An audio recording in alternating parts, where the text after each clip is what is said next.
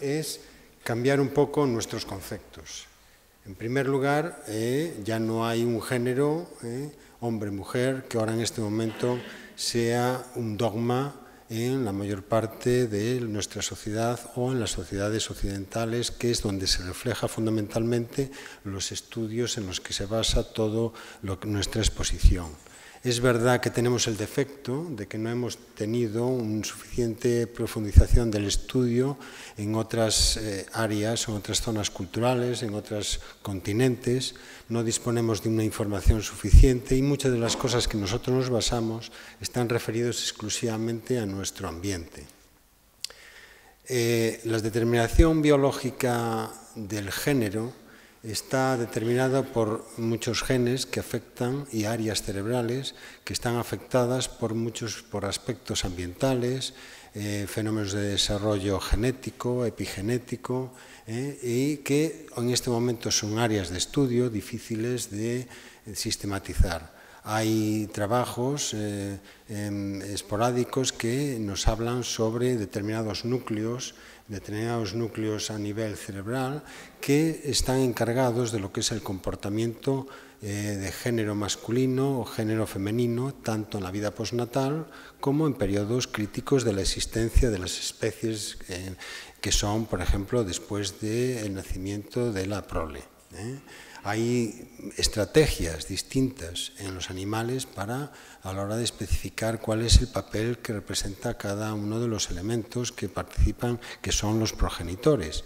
Hay estrategias uniparentales, hay estrategias biparentales y hay estrategias dentro de las uniparentales, pueden ser femeninas o masculinas. La historia es reciente. Teniendo en cuenta que cuando aparece por primera vez el término en las publicaciones médicas, estamos refiriendo exclusivamente a lo que es la literatura médica, es a principios del siglo XX. El término transexual, que se utilizó por primera vez en 1923 por este autor, se ha popularizado posteriormente en los años 60. O sea que no hace mucho tiempo de toda esta historia. Pero hay trabajos donde han intentado sistematizar los casos publicados antes de 1900, durante los años 1600, 1700, y realmente existe mucha confusión en la información y se confunde con lo que es el travestismo. Entonces, fundamentalmente es difícil de sistematizar esto en la historia porque el término y todo el concepto que estamos viviendo es totalmente reciente. Tan es así que dentro de esto ha aparecido todo un lenguaje nuevo al cual tenemos que ir acostumbrándonos con múltiples significados. Muchos de estos lenguajes han venido del ámbito anglosajón.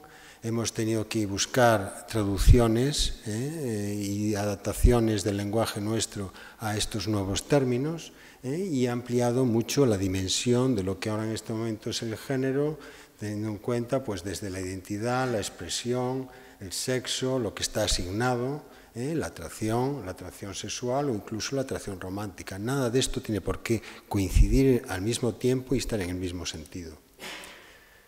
También hemos asistido a las nuevas definiciones del concepto de incongruencia de género o transgénero o disforia de género. Hemos pasado desde un concepto de enfermedad a un concepto de condiciones relativas de la salud según la nueva clasificación de enfermedades que entrará en vigor el año que viene, que ya habla sobre condiciones relativas de la salud como incongruencia de género, como una incongruencia marcada y persistente del género asignado y experimentado individualmente. O sea, aparecen conceptos que son muy, muy, muy importantes y que han cambiado totalmente el paradigma de lo que hemos vivido. Si el género era un elemento básico para la formación de la sociedad y del mundo en que vivimos, de la reproducción, del mantenimiento de la especie, del cuidado de la prole, pasa a ser un elemento individual, un elemento de desarrollo de la personalidad. Entonces, esto tiene consecuencias, porque si tenemos la nueva clasificación, establece aspectos que ya han eliminado el concepto de enfermedad, nos queda cómo es posible que vayamos a tener una asistencia sanitaria de algo que es una variante de la normalidad, una variante fisiológica o una variante normal. Bien, esto, lógicamente, en las sociedades actuales es un tema de reivindicación permanente en busca de lo que es garantizar una asistencia sanitaria universal en este tipo de procesos. Lógicamente, esto ha venido acompañado por primera vez no solamente de aspectos de la clasificación de enfermedades, sino del punto de vista de la legislación. Ha configurado un auténtico derecho subjetivo del individual, no de la sociedad. La alarma social ha desaparecido. Es un derecho que se basa fundamentalmente en desarrollo de la personalidad, de la dignidad, de la prevalencia del individuo psicológico, del derecho a la intimidad, o sea, todos aspectos pura y exclusivamente individuales. La sociedad ya no cuenta, solo cuenta el individuo. Pero esto es el reflejo de nuestra legislación. Hemos visto cómo ha evolucionado, cómo la mayor parte de las comunidades autónomas han establecido leyes para establecer un régimen de asistencia y de soporte y de protección especial a este tipo de procesos y situaciones. Y ha evolucionado, lógicamente, desde un derecho individual subjetivo a un derecho prestacional, cosa que, lógicamente, no ha generado un gran debate en nuestro entorno que algunos de nosotros hemos permanecido un poco expectantes. Se han elaborado protocolos, guías, etcétera, etcétera. Incluso la instrucción de octubre del 2018 ya habla de la clasificación internacional, de la clasificación de las enfermedades, la versión 11. O sea, vemos que los legisladores y los juristas están tan actualizados como nosotros. Es la primera vez que hemos trabajado al unísono. Si observamos las publicaciones médicas en los últimos años, vemos que también es un fenómeno muy reciente. Ha empezado a aparecer la explosión de la literatura a partir de 2010, 2012, 2015. Prácticamente las publicaciones anteriores eran prácticamente inexistentes. Pero no solamente es un derecho individual, parece ser que es un derecho individual de ejercicio colectivo. Hay muchas organizaciones y asociaciones que participan también de esto. ¿Cuántas celebraciones y vida pública hemos observado con respecto a este tipo de procesos? Pero claro, nosotros no podíamos haber quedado en menos. Hemos elaborado un protocolo de atención a personas de estas características y hemos formado un grupo que intenta dar respuesta a este tipo de procesos. Y, lógicamente, hemos elaborado no solamente una guía, sino que hemos elaborado una hoja de ruta, que es la que seguimos habitualmente y la que seguimos en esta exposición. También tenemos que tener en cuenta que la incidencia o la prevalencia, y sobre todo fundamentalmente lo que se evalúa en estos casos es la prevalencia, es relativamente alta en los servicios, en lo que es la prevalencia clínica, cuando se refiere exclusivamente a los pacientes que van a servicios donde van a buscar el tratamiento hormonal, que oscila aproximadamente un 2 o un 5 o un 3 por cada 100.000 habitantes. Nosotros no estamos muy alejados, somos muy jóvenes, llevamos 2 o 3 años en actividad y ya tenemos una prevalencia de 2 por cada 100.000.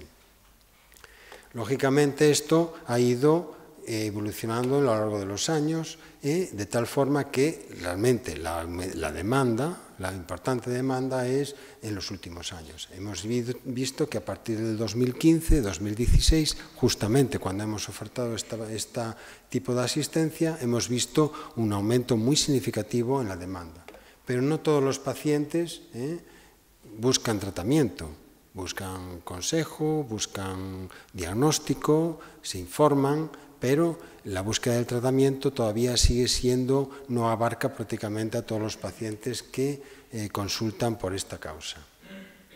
Pero si nosotros vemos cuál es la verdadera incidencia, no solamente en los grupos clínicos, sino haciendo entrevistas poblacionales, haciendo estudios de población para ver qué grado de conformidad tiene el individuo con el género asignado, vemos que la incidencia y la prevalencia es muchísimo mayor.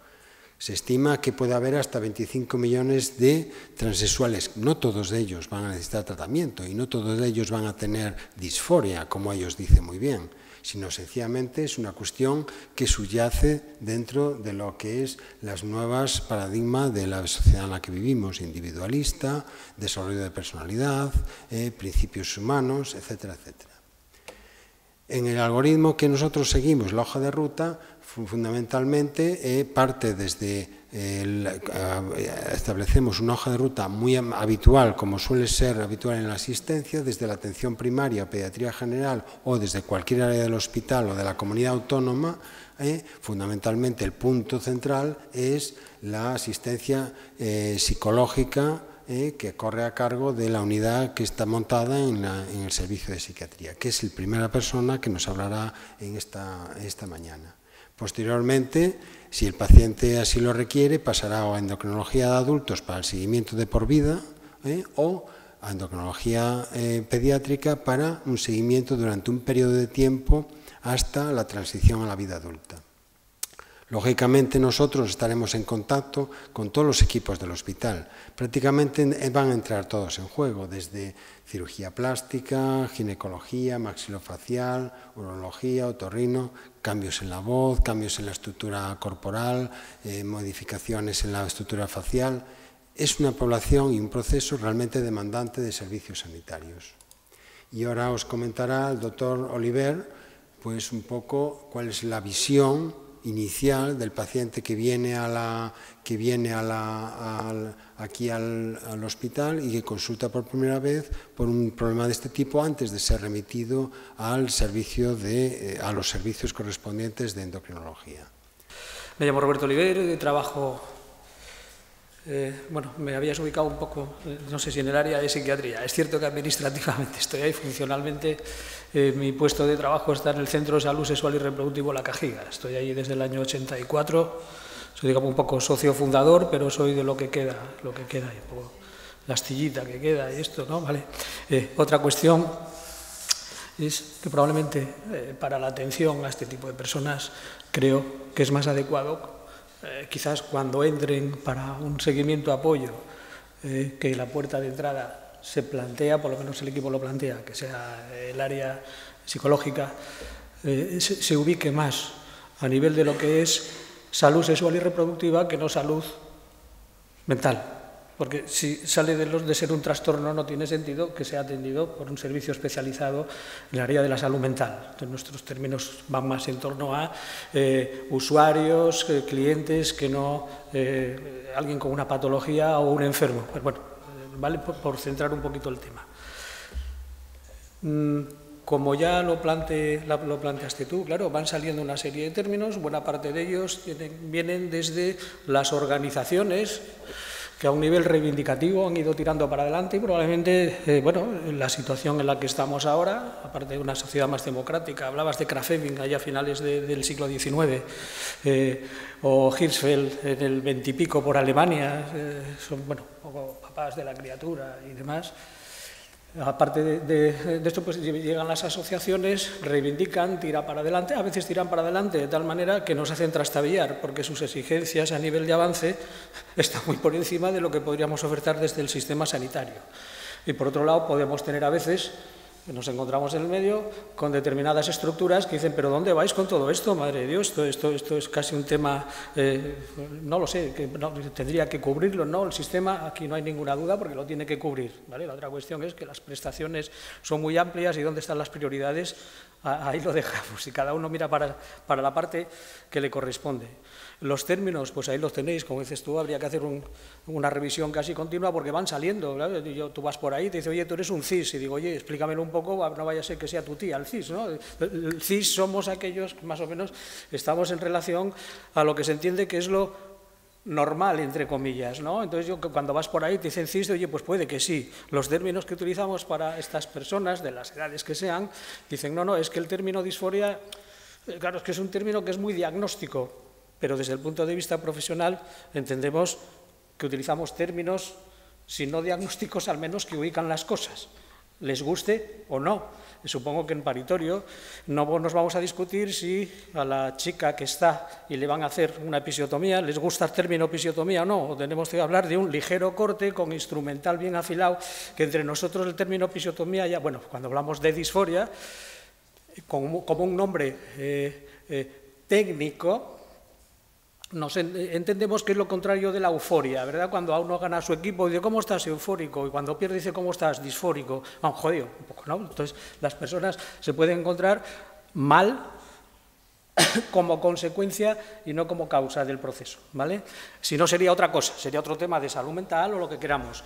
También, en vez de disforia, podemos utilizar incongruente. Hombre, yo cuando estoy trabajando me dice, eres incongruente, tampoco es que me guste mucho, no sé si es diagnóstico o no. ¿Vale? A nivel general, lo que solemos utilizar, por lo menos es el término trans, hablo de mí. ¿Por qué? Porque engloba un poquitín todas estas cuestiones, el que tiene disforia, el que no lo tiene, el que quiere vivir pero no vive del todo acorde a lo que es los patrones de conducta asignados a su sexo de asignación.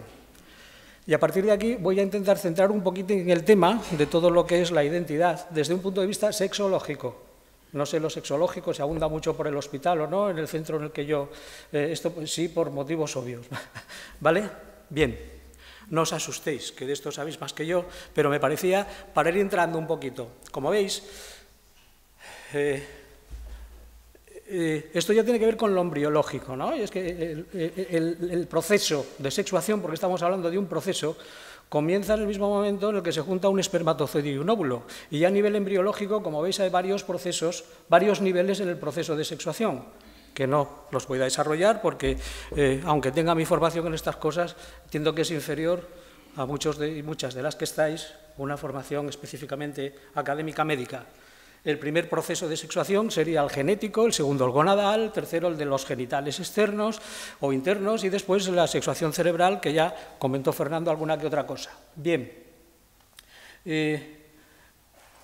puesto aquí, en la mayoría de situaciones todo esto sigue un orden lógico, pero en el proceso de sexuación podríamos entender el sexo como el resultado de una serie de eslabones que se van juntando y el proceso general sería lo que nos daría la asignación a un sexo o a otro, pero a veces esos eslabones no siguen el orden, digamos, que estaría prefijado en la mayoría de los que estamos aquí, o no, porque como tampoco se nota, yo la vivencia de cada uno no la sé, de los que estáis aquí, ¿vale?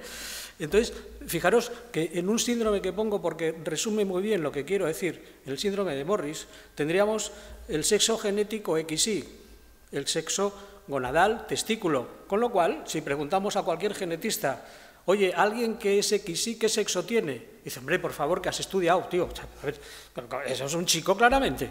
Dice, oye, ¿y alguien que tiene testículos? Dice, hombre, por favor, si lo dicen hasta los del autobús.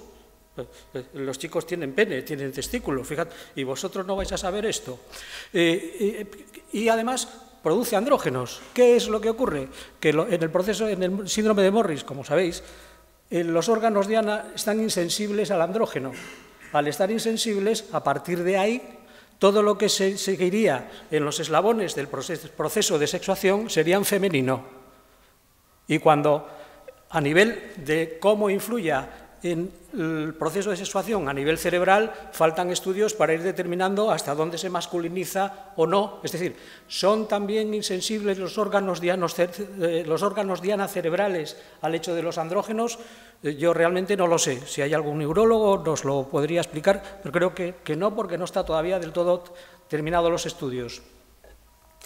Y cuando nace, se le va a asignar claramente en el sexo de registro civil, se le va a inscribir como mujer, con lo cual tenemos un XY con testículo, que segrega andrógenos, pero como tiene un genital femenino, automáticamente se le va a registrar como chica. ¿Dónde vamos a descubrir esto?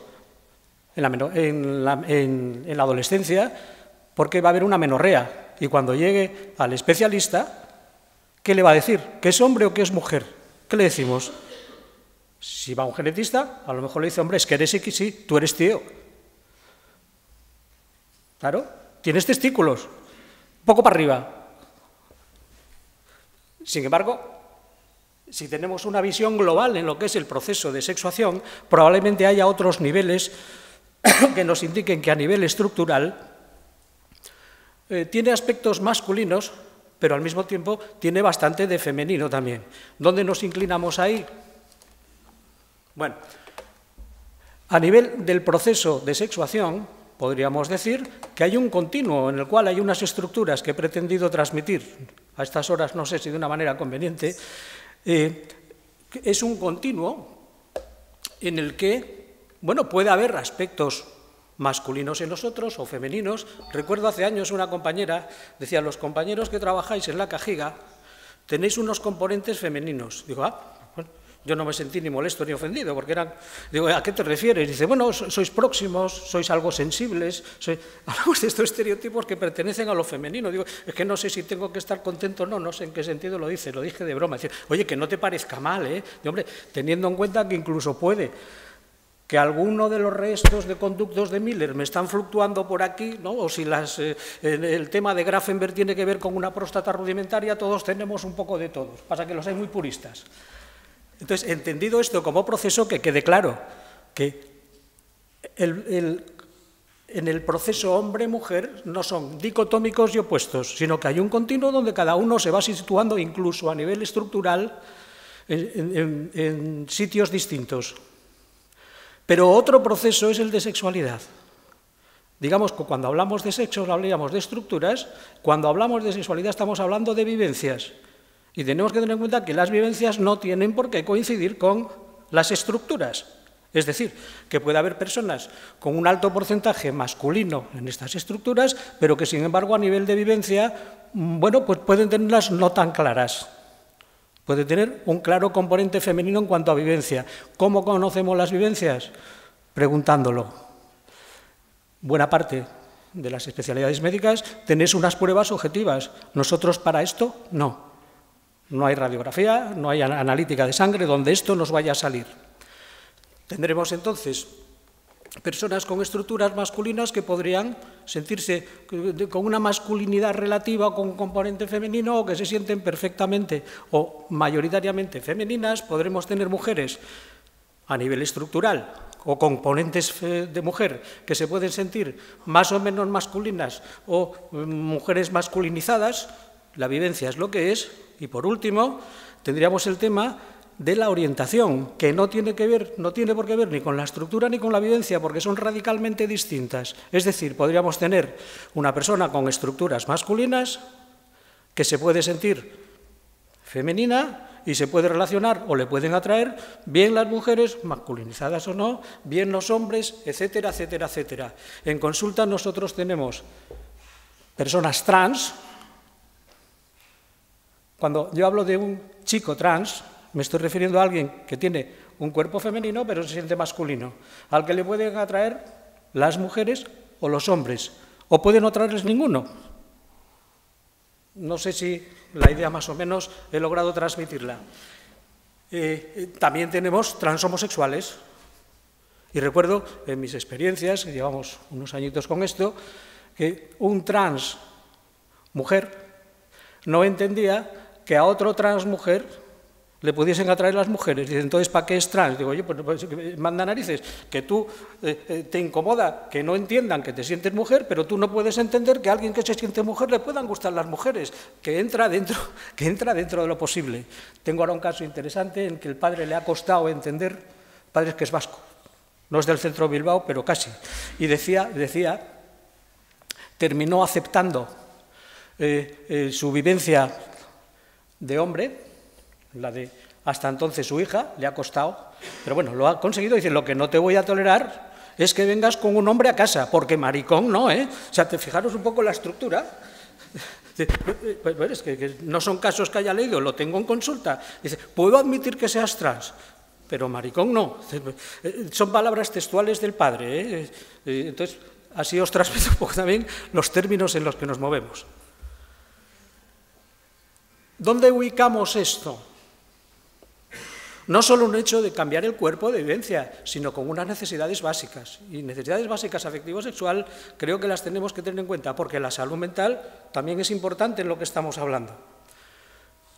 Entonces, una primera necesidad, la de sentirnos queridos y tener a quien querer. Y esto se refleja mucho en las primeras consultas cuando vienen. ¿Por qué? Porque a veces te vienen con años de estar viviendo esto sin poder transmitirlo. Y no se atreven a transmitirlo por miedo al rechazo, al repudio. Y lo pasan fatal.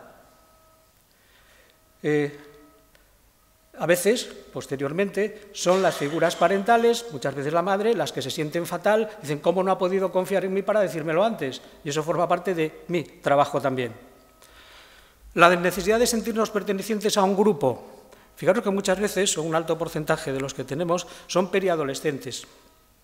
Y si en algunos momentos de la vida son importantes los grupos, lo son aquí. Creo que también lo pueden ser a nivel de la gente mayor, los viejos, los que están en esto. La pertenencia a un grupo es importante. Y claro, si están encerrados en sí mismos porque no salen, porque no se atreven, tienen miedo al repudio, no se comunican hoy en día con los medios sociales también, pero a ver con quién y cómo. Y por último, la necesidad de una satisfacción erótica, para mí sería un nivel inferior, pero también tienen serios problemas. Y solemos preguntarlo al principio, hombre, no el primer día, pero sí el segundo o tercero, si tienen alguna disfunción, algún problema. Y es frecuente que te digan, sí, yo no puedo disfrutar con un cuerpo que no admito. No os digo nada cuando llega la menstruación y todo este tipo de cuestiones, etcétera. Nosotros, cuando empezamos con el protocolo, que comentaste tú, Fernando, ciertamente empezamos, si no me equivoco, en el 2015, el CIE no había salido y quizás nos basamos un poco al ir elaborando el protocolo más en los criterios del DSM-5 que en el CIE 10. Bueno, después el protocolo no es que lo defina exactamente, Vamos, que defina exactamente los criterios. No existe prueba médica objetiva que pueda determinar la condición de si alguien es transexual o no. Entonces, ¿cómo lo hacemos? Hablando con ellos, ¿desde cuándo? ¿Qué es lo que te hace sentir así? ¿Por qué estás seguro, segura? ¿Cómo lo llevas en tu entorno? Puede haber gente que llega a consulta, viene con la transición social hecha, y otros que no se han atrevido, y desde luego no hemos empujado a nadie para que lo haga.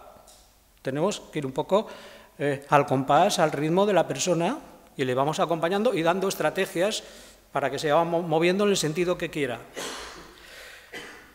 Por lo tanto, es fundamental asegurar que el relato es auténtico y no condicionado por agentes externos. Bueno, pues por ejemplo, con frecuencia puede ocurrir que venga alguien a consulta que tenga una familia muy desestructurada, puede venir también derivado a veces, creo que saldrá un poquito después, de infanto-juvenil, porque está con otro tipo de trastornos conductuales y debajo aparece esto. Entonces, claro, a ti te llega alguien, a veces con una situación mixta, y no tienes del todo claro si tiene un TEA, trastorno del espectro autista, qué relación tiene una cosa con otra, en fin, cuestiones de este tipo. Escuchas, sigues y acompañas en la medida que esto. Siguiendo las directrices, que por aquí sí lo hemos tomado como referente, de la Asociación Mundial para la Salud Transgénero, ¿cuáles serían las funciones, en este caso, mías? Hombre, la idea del grupo, desde luego, de todo el grupo, es que la puerta de entrada siempre debiera ser el área psicosexual,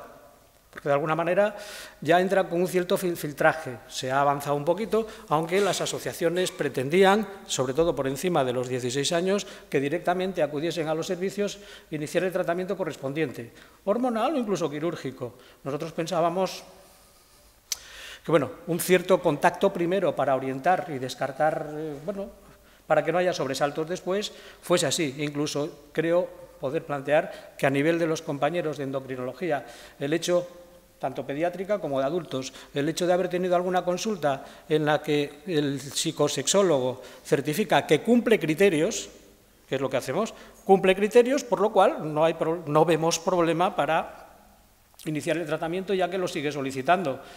Creo que les da también una cierta tranquilidad a la hora de empezar el proceso, porque hay situaciones en las que sí podría haber alguna duda desde el punto de vista legal, bien por edades o tal. Directamente evaluar la transexualidad, proporcionar asesoría familiar y psicoterapia de apoyo, porque no es un camino de rosas. Están las dudas de cuándo, si tengo que hacer la transición, cuándo la hago en el colegio, qué es lo que tengo que hacer.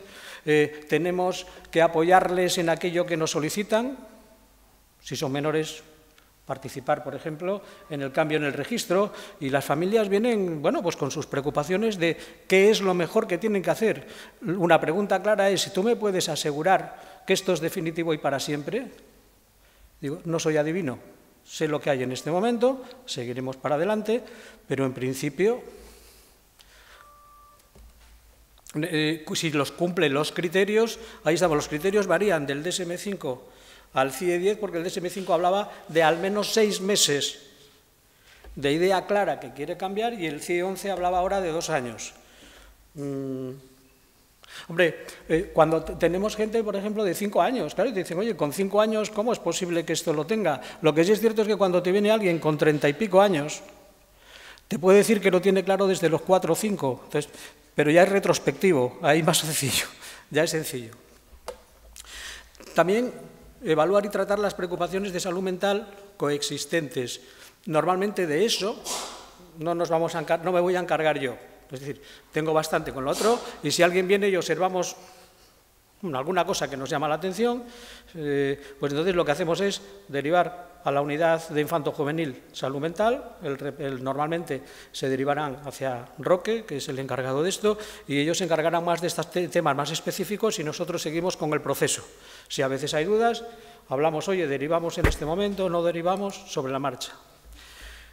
Esto me parece interesante, ¿eh? La presencia de problemas de salud mental coexistentes no excluye la realización del tránsito. Sí, porque también alguien, o bien con un autismo o con una esquizofrenia, hemos tenido algún que otro caso, no, digamos que tiene derecho también a tener una vivencia femenina o masculina, la contraria al sexo de asignación. Y a veces nos liamos la banda a la cabeza y decimos, no, como tiene esto, seguro que es un delirio. No, hemos tenido casos de esquizofrenia, el caso de una chica de asignación, que cuando llega a mi consulta tenía 30 y pico años, y llevaba desde la adolescencia envolviéndose con esparadrapo el pecho. Es cierto que tenía un diagnóstico de esquizofrenia, pero hombre, yo creo que si lleva 20 y pico años con esto, tenemos que darle un poco de crédito el que es posible que sí tenga una cierta vivencia masculina, ¿vale? Cuando se empezó a trabajar con ellos, se sintió mejor, tiene su pareja, y bueno, están razonablemente bien, tiene su trabajo, y con la mastectomía, el tratamiento hormonal, ha mejorado bastante su salud mental, vamos. Con su esquizofrenia sigue, ¿eh? Eso no se lo vamos a quitar con ello, pero digamos que lo lleva razonablemente mejor, tiene menos malestar. Tenemos también que evaluar para derivar a adolescentes, porque me he centrado más en el tema de los menores. ¿Cuánto llevo? ¿20 minutos llevo? ¿Más? ¿Más? Bueno, perdonar. Derivar a adolescentes para las intervenciones físicas, educar y abogar también, bien en los centros, hacemos bien conferencias, vamos por colegios, lo que haga falta, y proporcionar a niños y niñas jóvenes información y referencias para ayudas entre pares. En ese sentido, comentaré después, Servicio Cántabro, esto cómo era el protocolo, lo has explicado tú más o menos, cómo sigue. Este es uno que, como no estaba yo del todo conforme con el que venía, es lo mismo pero explicado de una manera distinta, y para ir un poco acercándonos al final, evolución de consulta de las personas trans en la Cajiga. El primer caso fue en el año 91, me derivaron a alguien, dice, esta persona está muy mal, hay que ingresarla porque se siente chico, lleva año y medio sin salir de casa, etcétera, etcétera.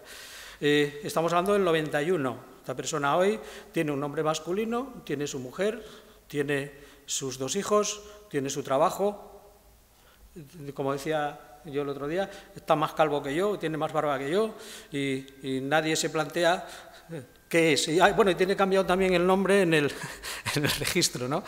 Del 2000 al 2004, a mi consulta, que entiendo que es la puerta de entrada, han pasado 4 personas. Del 2010 al 2013, 12, y del 2015 al 18, 72 casos. Este año llevamos 20, llevo 20. De estos 72 casos, 33 han pasado de mujer a hombre. Porque hay 2 cosas que son evidentes en la evolución.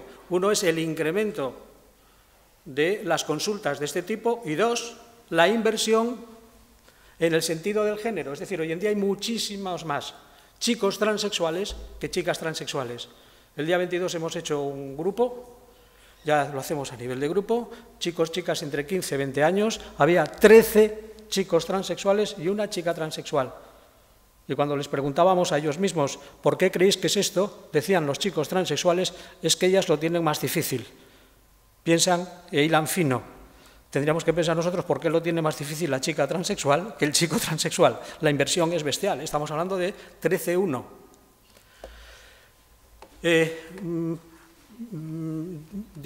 En cuanto a la distribución por edades, 8 menos de 10, 7 entre 11 y 15, 23 entre 16 y 20 y 24 más de 21. El trabajo en grupo es lo que os decía que estábamos haciendo. Hemos hecho uno en el año 17 y otro lo estamos haciendo ahora.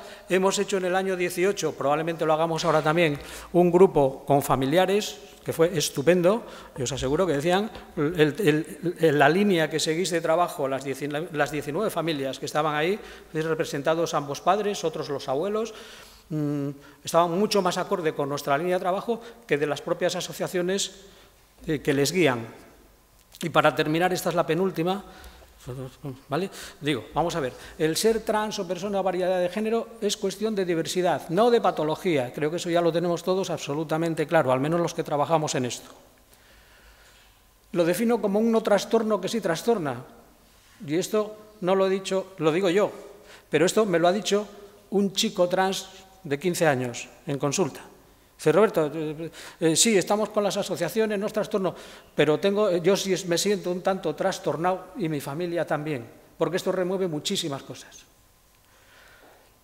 El trato que debemos tener por género y nombre elegido, me parece que es un tema un poco casi de educación, ¿eh? Sin embargo, a veces nos encontramos en que nos empecinamos en seguir con el nombre legal que figura, bien en el DNI o bien en la historia clínica.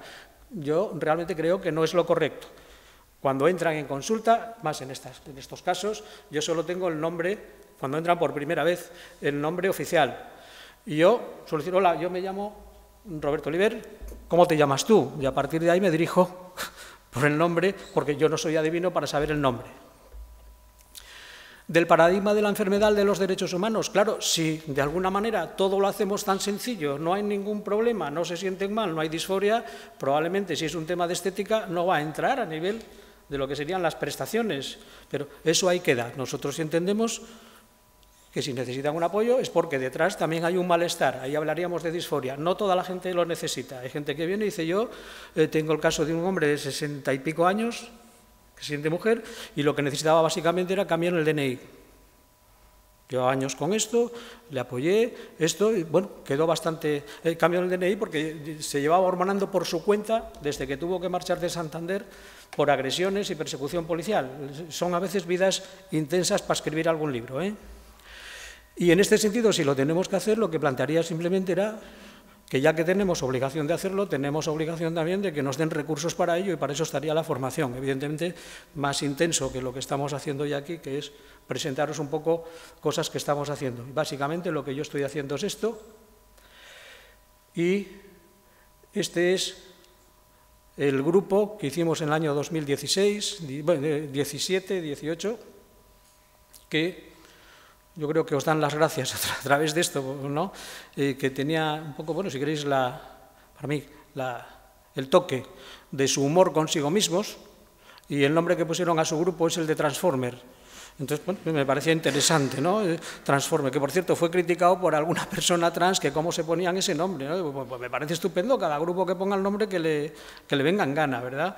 Un grupo, bueno, que ahí está, que siguen ahora juntos, porque no podemos seguir viéndolos de por vida, hemos tenido 3 sesiones, tienen su grupo de WhatsApp, su esto, siguen viéndose y en una buena relación. Disculparme porque me he pasado con el tiempo y me he quedado muchas cosas aquí, pero bueno, para otra vez, ¿vale? Bueno, buenos días, soy Laura Bertol, pediatra del servicio de la unidad de endocrinología pediátrica y bueno, agradecer a Fernando por la organización de esta sesión y a vosotros por vuestra participación. El tratamiento de menores transgénero fue referido en la última versión de la Guía Internacional que data del año 2012, es decir, que es un tema relativamente muy nuevo.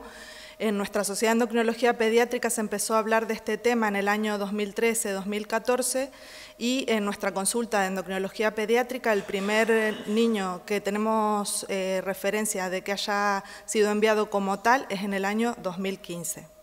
De tal manera que en el año 2015, si bien Fernando y Roberto llevaban muchos años trabajando en este tema, se formó el equipo multidisciplinar de trabajo en el que constaban representantes de las diferentes áreas. En principios de 2016 hicimos nuestra primera guía que en ese momento se llamó de atención a las personas con disforia de género, que posteriormente fue modificada y esta es la última versión, que es la que presentó Fernando, que data de abril de 2018 y que ha sido revisada por las principales asociaciones. El objetivo principal de la formación del grupo y de la creación de una guía fue que estas personas supieran claramente cuál iba a ser su guía de derivación y de seguimiento dentro del sistema y que no estuviesen dando vueltas en diferentes consultas sin obtener respuesta. Este es el algoritmo de atención en pediatría que ya presentó también Fernando, con un papel primordial en el pediatra de atención primaria que tiene que estar formado en este tema y cuyo objetivo es escuchar y seguir y apoyar a esa familia y a ese niño o adolescente que está planteando que tiene una necesidad. Posteriormente, nosotros creemos, como ha dicho Roberto, que la puerta de entrada principal es y debe ser psicosexología y esto cobra una importancia primordial en la pediatría porque hay etapas que son normales dentro del desarrollo, de identificación del género, sobre todo que tienen que ver con la adolescencia y que pueden ser confundidas con una situación de transexualidad, con lo cual nos parece básico. Y por otra parte también hay un aumento en este grupo de personas de la patología psicológica y psiquiátrica y por eso se dejó pues una puerta abierta a la derivación de la unidad de salud mental en el caso de que el pediatra o de que Roberto lo vieran así necesario para tratar la comorbilidad. Posteriormente, pues si así lo requiere la persona o Roberto lo piensa que es necesario, se deriva a nuestra unidad de endocrinología pediátrica, donde hemos focalizado toda la atención somos 3 pediatras, pero lo hemos centrado en una sola persona, dado el escaso número que tenemos de momento. Y llegados los 16 años, hacemos una interconsulta endocrino de adultos, de manera que seguimos un seguimiento conjunto durante aproximadamente 2 años. Siempre les citamos en las 3 consultas el mismo día para que la gente no esté viniendo al hospital muchas veces y finalmente a partir de los 17-18 pues hacen el seguimiento directamente en endocrino de adultos. ¿Qué hacemos en la primera visita en endocrino infantil? Hacemos una exploración física completa, valorando el crecimiento y el desarrollo puberal. Solicitamos una serie de estudios complementarios que son sobre todo para descartar que no haya alguna patología asociada y para ver cuál es la situación basal de esa persona. Pedimos cariotipo, una analítica completa, edad ósea, densitometría y ecografía para valorar los genitales internos. Generalmente todos estos estudios son normales.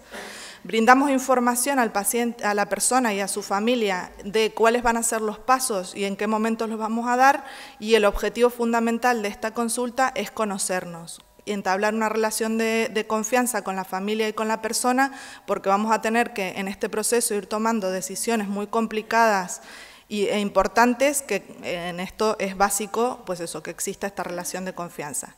Existen 2 fases de tratamiento en pediatría, una primera fase que es absolutamente reversible, que es el bloqueo puberal mediante análogos de GnRH, y una segunda fase que es parcialmente reversible, que es la inducción de caracteres sexuales secundarios mediante hormonación cruzada. El objetivo de la primera fase de bloqueo puberal es prevenir el daño psicológico que deviene del desarrollo de los caracteres sexuales secundarios no deseados, impedir el desarrollo de estos caracteres, dado que algunos de ellos son irreversibles, como el cambio de voz o el desarrollo mamario, y que devienen posteriormente en la necesidad de cirugía. Y sobre todo, y muy importante, dar tiempo a que la persona explore su identidad de género. Los criterios para su inicio son, bueno, lo primero, que la persona lo desee, un patrón de larga duración de la transexualidad, que el malestar surja o se haya agravado durante la pubertad, que se hayan abordado otros problemas que puedan interferir en el tratamiento y la firma del consentimiento informado por parte del menor y de su familia.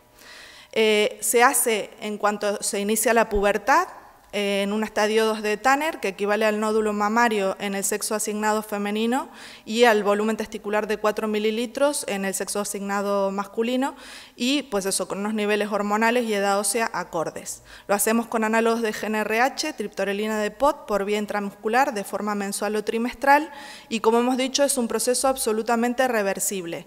Es una medicación con la que nos encontramos muy seguros porque lo utilizamos desde hace muchos años para el tratamiento de la pubertad precoz en pediatría, y conocemos que no tiene efectos adversos importantes y que tampoco a largo plazo, y que es absolutamente reversible. Los efectos adversos son leves y le hacemos una valoración cada 3-4 meses y se continúa hasta iniciar la fase 2, que habitualmente es a los 16 años. Como hemos dicho, ha sido referido solamente en la última versión de las guías internacionales, en el año 2012. De momento parece tener más ventajas que inconvenientes, pero conviene discutir estos temas con el paciente y con su familia, y aunque los resultados de este enfoque a 10 años son prometedores, se desconocen en realidad los efectos a largo plazo, y sobre todo se desconoce qué va a pasar con estas personas que estamos empezando a tratar luego con la hormonación cruzada, en los que hemos bloqueado previamente la pubertad. La segunda fase del tratamiento hormonal cruzado, el objetivo es la inducción de caracteres sexuales secundarios acordes al sexo sentido, y todas las guías de práctica clínica, tanto nacionales como internacionales, recomiendan iniciar este bloqueo, este tratamiento a partir de los 16 años, que coincide con la mayoría, en nuestro caso, con la mayoría de edad sanitaria. Sin embargo, en la última guía de la ENDO, la última guía internacional del año 2017, ya se hace referencia a que podrían tratarse pacientes por debajo de esa edad, siempre con una valoración y un acuerdo del equipo multidisciplinar.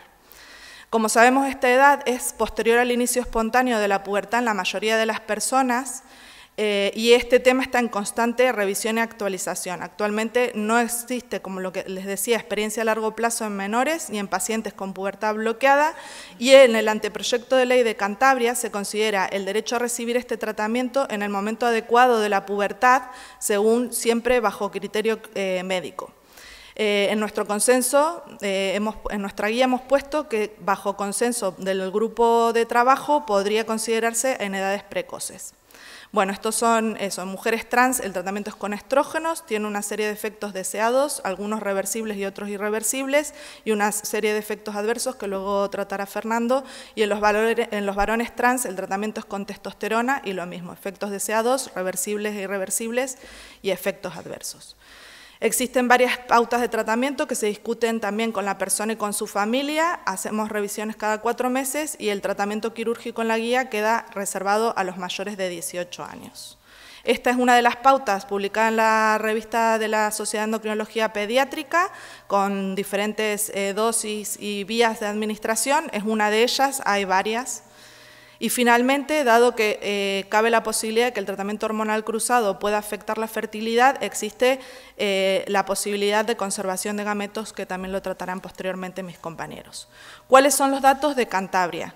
Un poco estos son datos de la consulta de psicosexología de Roberto, y como ha explicado un poco él, en los últimos 13 años ha habido pues eso, un antes y un después del año 2015, que coincide justamente con la formación también del grupo multidisciplinar de trabajo, pero fue una casualidad. Y entonces podemos ver cómo 91 de los 104 casos que han consultado hasta octubre de 2019 se han dado a partir del año 2015. Esto es otro que está distribuido por edad, en mayores de 18 años, 16 a 18 años y menores de 16, y vemos como si hay un aumento en todos los grupos y un aumento muy especial en el grupo de menores de 16. Aquí se compara el total de consultas a psicosexología con las consultas de menores de 16 años y pasa exactamente lo mismo. Antes del 2015 habían consultado solo 2 personas, de manera que 29 de las 31 personas menores de 16 años que han consultado ha sido a partir del año 2015. De todos los que han consultado, no todos han sido remitidos a la consulta de endocrino, con una remisión media de 3 personas al año. De tal manera que desde 2015 se han valorado 29 personas menores de 16 años en psicosexología, el sexo asignado al nacer había sido mujer en 21 casos y varón en 8, La edad media de la primera consulta fue de 11,7 años, con un rango de 5 a 15,5, y actualmente casi un 40% está sin seguimiento, 8 porque han dejado de acudir, 2 por traslados de comunidad autónoma y 1 por identificación cisexual.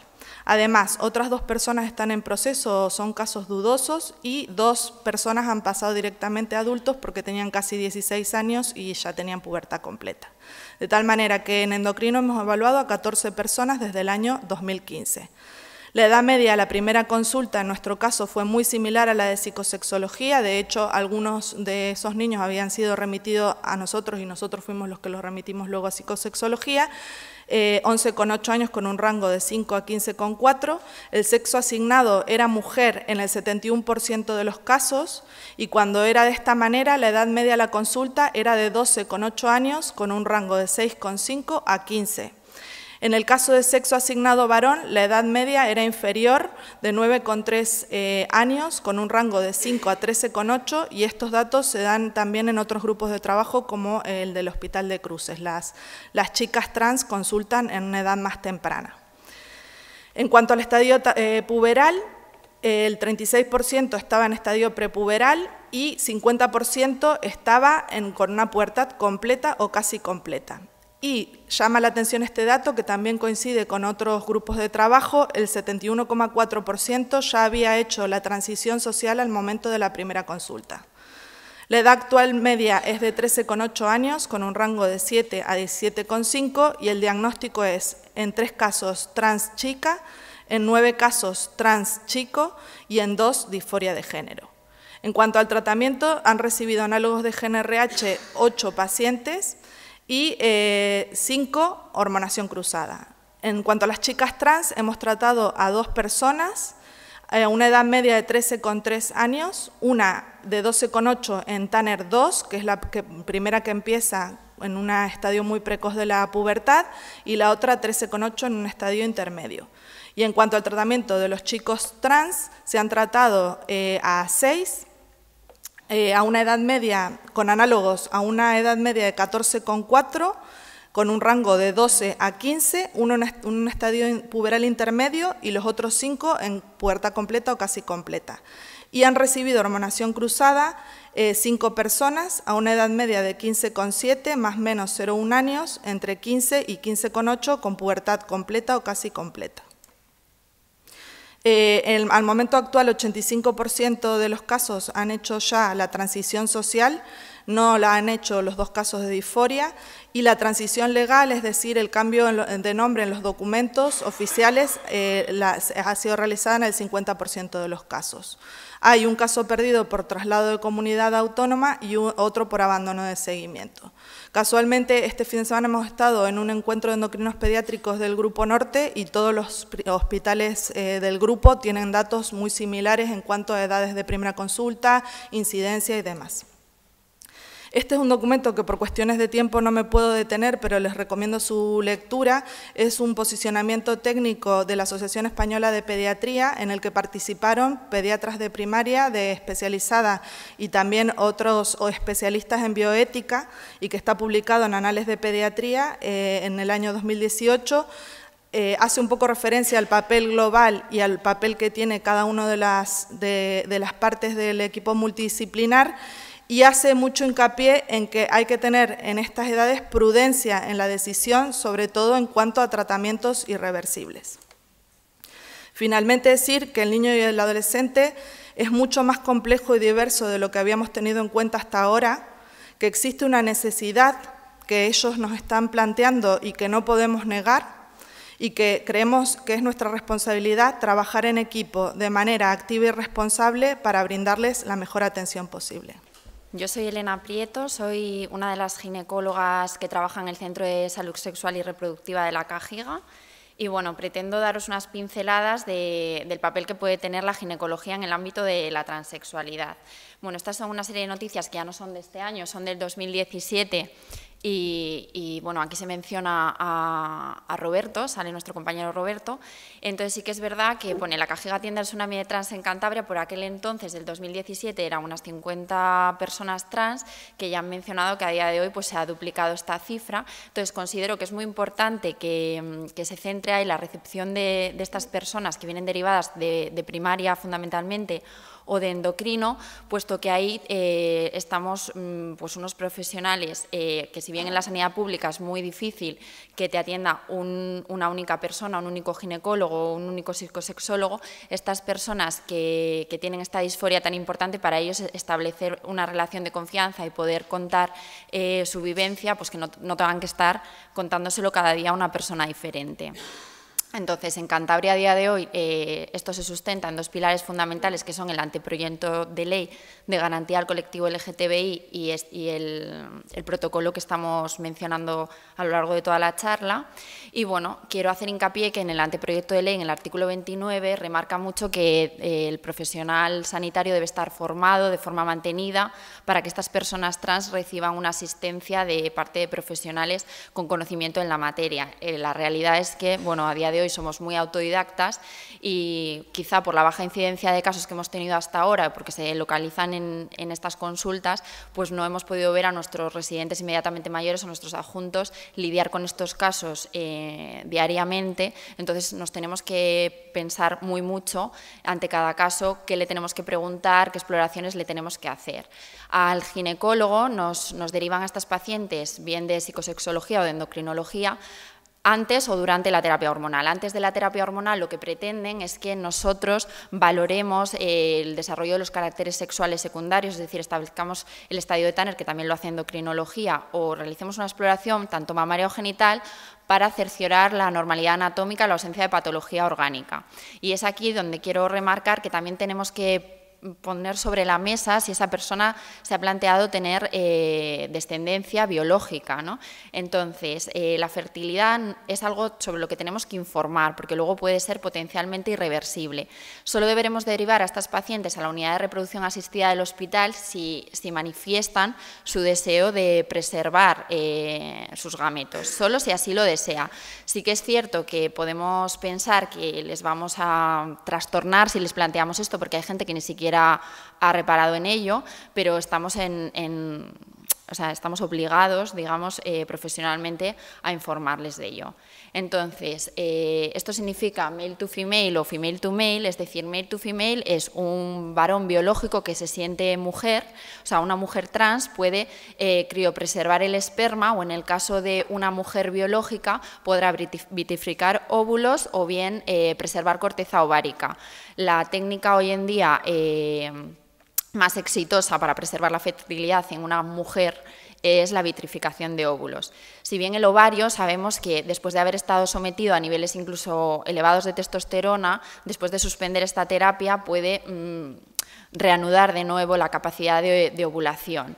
Entonces, a nivel nacional, sabéis que la maternidad subrogada es totalmente ilegal y el método ROPA se puede abordar en la medicina privada, es decir, una mujer que criopreserve sus óvulos o la corteza ovárica no los va a poder utilizar en la sanidad pública, en su compañera mujer, ni utilizar un útero de otra mujer, pero bueno, debemos de informarle.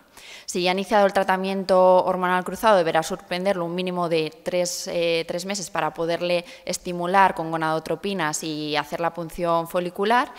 Bueno, y lo que os he dicho, una mujer biológica que pasa a ser un hombre trans puede tener descendencia a través de la adopción, del coito, porque ya veremos que el hecho de que luego sea un hombre trans no significa que no pueda tener relaciones si mantiene sus genitales internos con un hombre cis o con semen de donante incluso. Entonces, bueno, quiero remarcar también que habría que abordar en la consulta el tema de la anticoncepción, porque esto es factible, es decir, un hombre trans, que es una mujer biológica que preserva su útero, por ejemplo, su útero y sus ovarios, puede perfectamente quedar embarazado. Entonces, la tendencia es a utilizar métodos no hormonales, como el preservativo a su pareja, el uso de diafragma o el uso de DIUs, que podrían ser perfectamente también el de solo gestágenos. Entonces, hay que tener muy claro que este varón trans, si tiene sexo receptivo con un varón cis o una mujer trans que no esté operada, está en riesgo de embarazo, y la testosterona no nos puede asegurar que ese varón trans no se va a embarazar, y incluso la testosterona supone un grave riesgo para el feto. Entonces hay que remarcar la anticoncepción, no la debemos pasar por alto. Bueno, esto es el uso del Decapeptyl, que retrasa la pubertad, como ya se ha mencionado, y que bueno, los efectos son reversibles. Podemos conseguir una regresión prácticamente total cuando las mamas están en un estadio 2 de Tanner, y una regresión parcial cuando va de un estadio 3 en adelante. Lo que sí que lograremos es un cese de las menstruaciones. Y la fertilidad, no se conoce mucho los efectos a largo plazo del uso del Decapeptyl. Y mientras esté utilizando el Decapeptyl, como tenemos frenado el eje hipotálamo, hipófisis, ovario, pues no podrá preservar gametos. El tratamiento hormonal cruzado, es decir, el uso de andrógenos en las mujeres biológicas, aumentará el tamaño del clítoris, le supondrá una amenorrea, infertilidad y bueno, y toda esta ristra de cáncer. Quiero remarcar que es más unos datos que se muestran en la literatura, el riesgo de cáncer de mama, de endometrio, de ovario, pero que si bien es cierto no hay casos reportados.